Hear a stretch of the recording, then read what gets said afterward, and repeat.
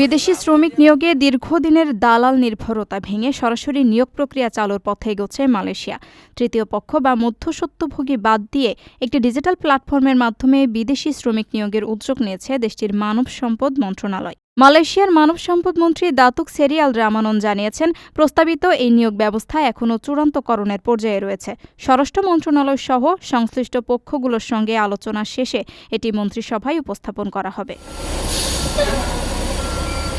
মানব সম্পদ মন্ত্রী বলেন, বিদেশে শ্রমিক নিয়োগে তৃতীয় পক্ষের ভূমিকা মালয়েশিয়ায় দীর্ঘদিনের একটি বড় সমস্যা। সংসদ সদস্যের প্রশ্ন এবং গণমাধ্যমের প্রতিবেদনে বারবার উঠে এসেছে, দালাল চক্রের কারণে শ্রমিকদের অতিরিক্ত ফি দিতে হচ্ছে। এতে তারা ঋণ দাসত্ব ও আধুনিক দাস প্রথার মতো শোষণের শিকার হচ্ছেন। প্রস্তাবিত নতুন ব্যবস্থায় নিয়োগকর্তারা সরাসরি বিদেশি শ্রমিকদের সঙ্গে যোগাযোগ করতে পারবেন। বর্তমানে নিয়োগকর্তাদের এজেন্টের মাধ্যমে যোগাযোগ করতে হয়, ফলে শ্রমিক প্রকৃত চাকরির শর্তে সম্মত হয়েছেন কিনা তা নিশ্চিত করা কঠিন হয়ে পড়ে।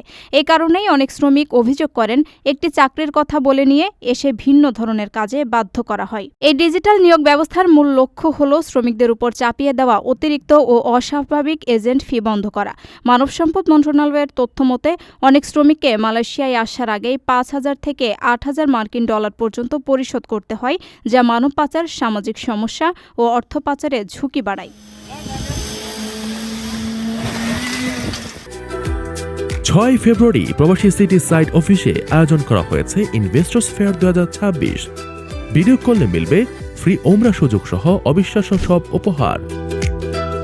দিনব্যাপী এই আয়োজনে শিশুদের জন্য থাকবে আনলিমিটেড ফান রাইড, আর বড়দের জন্য মনোরম নৌকা ভ্রমণ ও কলাপাতায় পরিবেশিত লাঞ্চ।